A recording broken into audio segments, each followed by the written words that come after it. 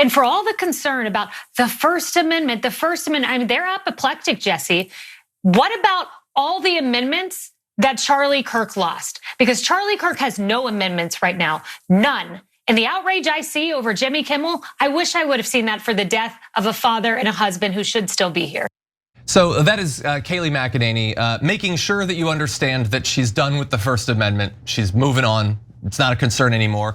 And she's also pretending to believe that there was not a massive, I would say almost universal outpouring of support and empathy after the tragic death of Charlie Kirk. But it was pretty clear from the very beginning that no matter how many times, no matter how strongly, unequivocally, every prominent Democrat, progressive host made clear that this was an unacceptable tragedy and that their heart went out to the family and the supporters of Charlie Kirk who've lost someone that they admired. All of that can be conveniently and selfishly pushed into the bin so that you can go after the people you want to go after. And that's what she's doing here. She loves that Jimmy Kimmel has been fired, specifically because Donald Trump cannot take any criticism, whether it's from Stephen Colbert, whether it's from Jimmy Kimmel, soon perhaps Whoopi Goldberg as well. All of them must go because Donald Trump has the most sensitive fifis in America.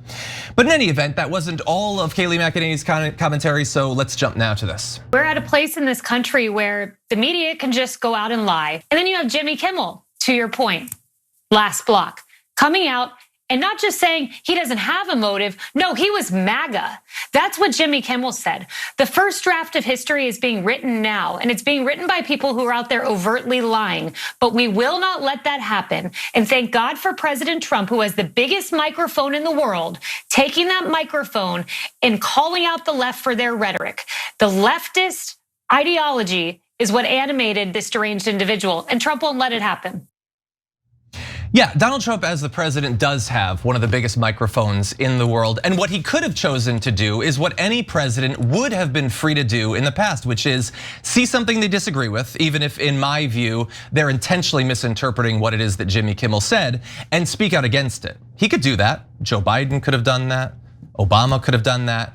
No, that's not an issue, and that's certainly not illegal or unconstitutional. But when you dispatch the head of the FCC to put pressure on private industry to fire a prominent critic of yours, or else they'll suffer in terms of their business, that's not anything to do with a microphone, okay? That's not anything to do with the bully pulpit. That's a violation of at least 3 different Supreme Court decisions, at least one of which I know was unanimous. And so she should be a little bit less focused on his big microphone, a little bit more focused on his tiny shriveled little balls that made it so that he could not take any criticism. He is uniquely sensitive, far beyond the bounds of any normal run-a-day snowflake or anything. That is why our First Amendment is being ripped up.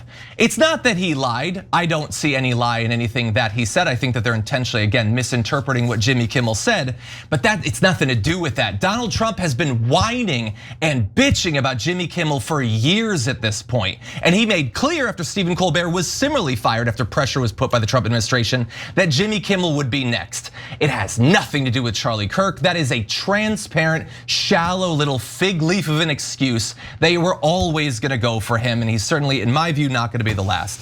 We'll get to more, but Elliot, what do you think? It's beautiful. I'm just thinking about those tiny balls again, and I got a little distracted. But yeah, I mean, they're hitting this line over and over again and trying so hard to make this out of nothing. I'm really curious if the actual Trump supporters care at all, I mean, about this Jimmy Kimmel thing specifically, and also in terms of the whole Jimmy Kimmel thing, like they weren't even like that edgy of jokes. There wasn't even anything that like over the line or over the top. I would have expected, or at least hoped, that if he was gonna get pulled off the air, there would have been a little something we could all be like, oh my gosh. And they just kind of generated it out of nothing. And I am also curious, like what in leftist ideology would push someone to want to go after a political influencer? That still doesn't make sense to me. So maybe at some point they'll get to that.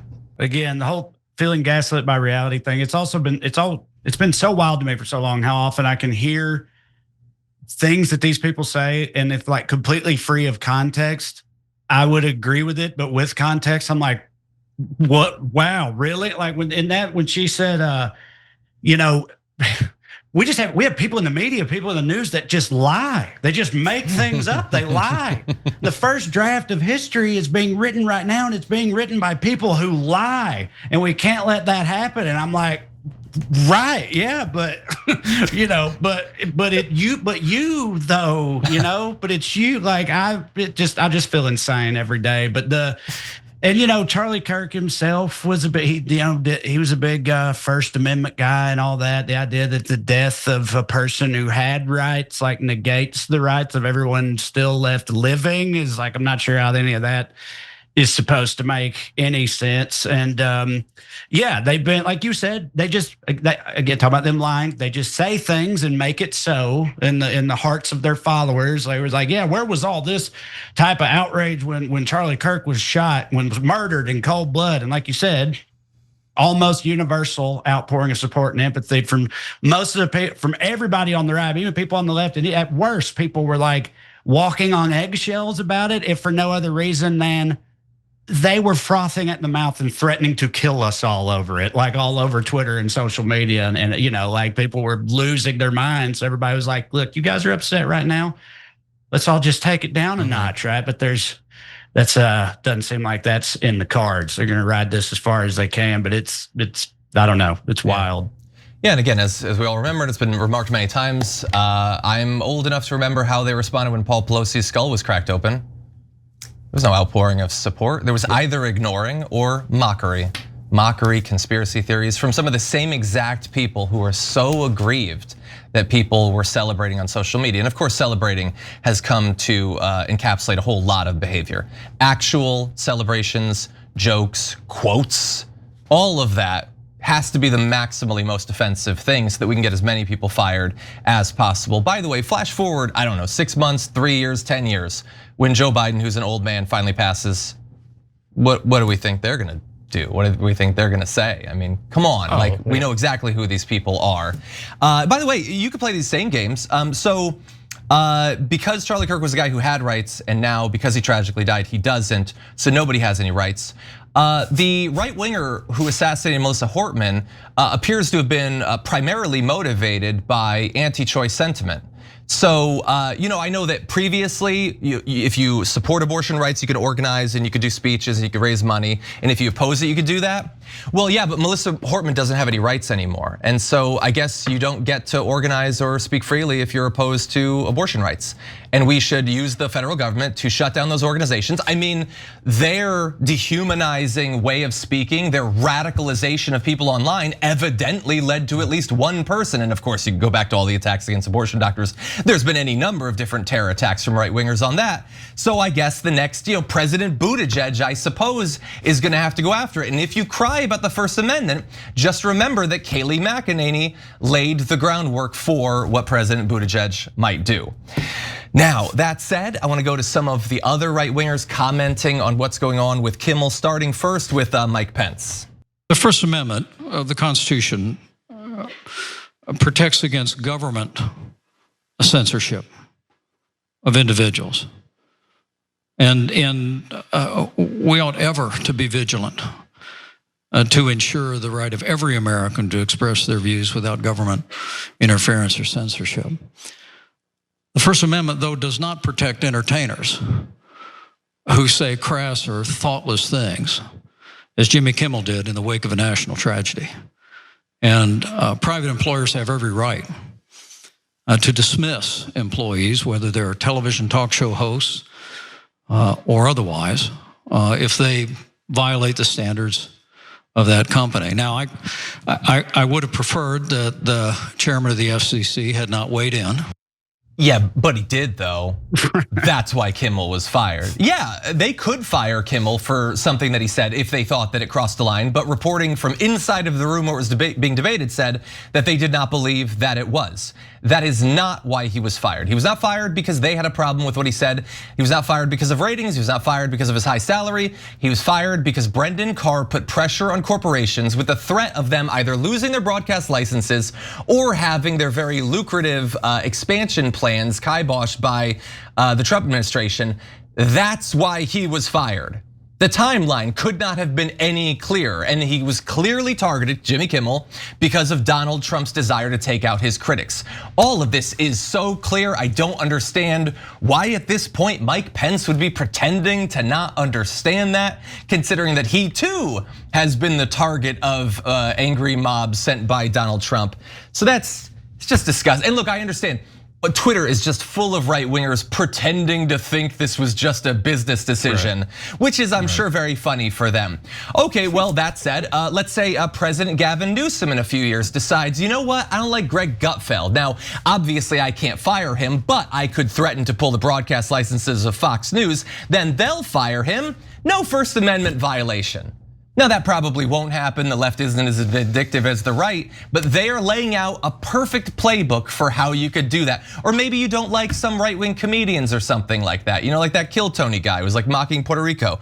I don't know, maybe you put pressure on Netflix to not give him another special or something. Again, that wouldn't be the president firing him from that. And we can't see a pattern where you put pressure on a company, even though, again, the Supreme Court has been very clear that the government cannot do that. And so they can pretend to be ignorant of this all they want. We see what's actually happening. Trey, what do you think? I mean, yeah, pretty much what you said. Like the way Pence started, it's like, yes, that is true. And that's the argument so many right-wing people are making on Twitter right now. They're like, look, hey, what about when Roseanne did or whatever? You guys been saying for years. Private companies can fire employees for whatever reason. It's not the First Amendment, right? And they just keep acting like that is what happened here because that's like the official line. But as anybody with eyes and ears who's paying any amount of attention, and Carr himself made it pretty clear, that's not the case. This was government like interference. It came from the FCC. It came from Donald Trump. Even when Colbert got announced they weren't going to renew his contract at the time, a couple weeks ago, whenever that, what time is the construct? But you know, when that happened, and Trump like tweeted Jimmy Kimmel is next and all this stuff. And now that's like, this was like governmental retaliation against a guy in the comedy world for, you know, criticizing the regime. And it's just, I've been thinking, because I being a comedian, all these, you mentioned Kill Tony, but just all these other like comics who like drifted further and further rightward over the past few years. And if for a lot of them, the impetus for that was the First Amendment, was free speech. They're like, you know, the left wants to dictate what we can and can't say. You know, nothing's more important than the First Amendment. And, you know, the left wants to censor us and we can't have that. And that was the beginning of them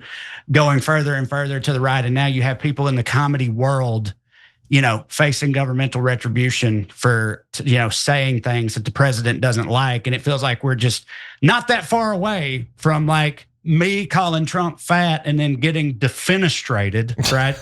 Like, and it's so just, and it's just so ironic that all these comedy guys helped so much with all this in the name of free speech. And now this is happening. I'm just wondering like how they're feeling about that right now. And I'm sure they can find, and a couple of them have come out and said like, no, this ain't cool or whatever, but still it's like, yeah, who could have possibly seen this coming? You know, back in the most sensitive, thin-skinned, narcissistic person of all time in the name of free speech. But it's just, I don't know, it drives me nuts. Yeah, Elliot. Yeah, I'm starting to think some of maybe those free speech comedians were like doing it for the money, maybe more so than anything else. But who knows? I also with the whole Mike Pence thing, like these guys are just masters of moving the goalpost constantly. Like he starts out by saying something just outlandishly untrue, which is the First Amendment doesn't protect entertainers, and then he just kind of subtly moves it on over to it being a private corporation and them having the right to fire somebody. It's like that's not what the question was. That's not as a disconnect, and yet they can get away with it because after years, I guess, of political experience, you can just sort of spout off this nonsense and your base will eat it up. But it is incredibly frustrating. I'm glad there's comedians like Mark Maron who are calling these comedians out, and I hope more of them step up a little bit. Yeah, and you brought up the example of Roseanne. I'll end on this. Like people are like, oh, what about Roseanne? What about Gina Carano? Yeah, you could have a problem with both of those, but in both of those cases, it was people having an issue with it and the company making a decision. That's different. It was no Biden didn't say that Roseanne needed to be fired. It would have been difficult for him to do that considering that Donald Trump was president when that happened. That you can say that that's cancel culture and it shouldn't happen. But again, it has nothing to do with the government. This was the head of the FCC doing that. Head of the FCC under Biden wasn't going on podcasts to put this sort of pressure because the government wasn't entirely staffed by influencers who were constantly doing shows every single day. That's not what was happening. It is what is happening right now. Your First Amendment is supposed to protect you from government interference.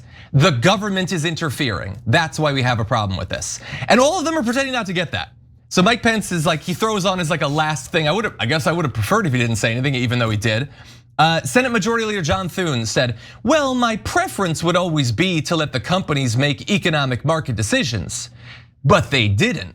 That's not what happened, and that's not how the Constitution doesn't often reference your preferences. That's not generally what the law is supposed to be about. Senator Lisa Murkowski said, I do think it was very unusual for the head of the agency to issue what seemed to be very challenging comments. Yes, it was very unusual. That's the strongest language we can come up with. Rand Paul said the First Amendment says nothing about private companies firing people who say despicable things. I'm with Sinclair on this one.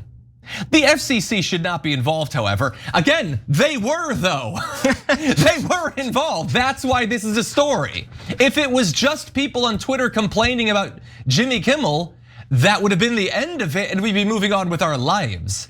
And by the way, if a person like Jimmy Kimmel, a person who is so just regular Democrat, non-edgy, if their commentary bothers you so much, you know what you can do? Not watch it. And that's not just me coming up with some wild strategy. Do you know how many seconds of Greg Gutfeld I've ever watched?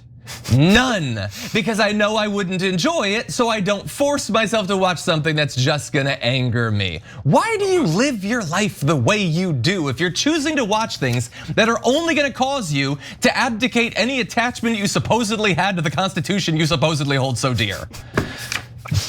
Any final thoughts before we move on? I would say just in my opinion, just out of pure morbid curiosity reasons, you should try out at least a couple of minutes of Gutfeld because it truly beggars belief. It's one of the most fascinating things you'll ever see in your life. Yeah. They have a room full of like-minded people in their demographic, a live audience, and they don't make those people laugh. Like it's just pure silence, nothing the whole time, doing bits, doing jokes. No one's laughing. It's nuts. It's crazy. It's like some I don't know, avant-garde thought experiment version of this somebody would have come up with for a late night comedy show. But you can see that once and sort of try to process it and then move on with your life. But yeah, it's something to behold. Yeah, this is my conspiracy theory is that Donald Trump is just an old person who likes to stay up late and scream at cable television. And so most of the time the television doesn't do what you say when you scream at it. And he somehow has figured out to make the television actually do what he says. And it's honestly impressive for an old senile man. And I'm happy for him. Yeah, he has like an old man version of what way too many people, particularly men, but not just men, have. Everybody just does stuff that makes them unhappy. And it's all tied to the internet and all that. Just stop doing that. Like I don't listen to the 1,000 right-wing brosphere podcast because it made me mad, so I'm not interested. I don't spend a lot of time on Twitter. Why do people in a time that is already so difficult in so many disparate ways choose to make themselves less well? I don't get it.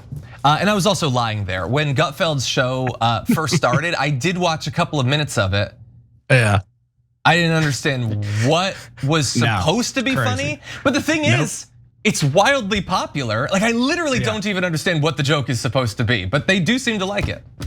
Yeah, I don't know. It's like those two things are related though. It's like you're not like that, I'm not like that. I don't watch things that I know that I hate either. But like these people, it's like if they can't be frothing with rage, they just don't know how to be. It's like that like they need it. They need the anger. They need to be upset. They need to have things to be mad about.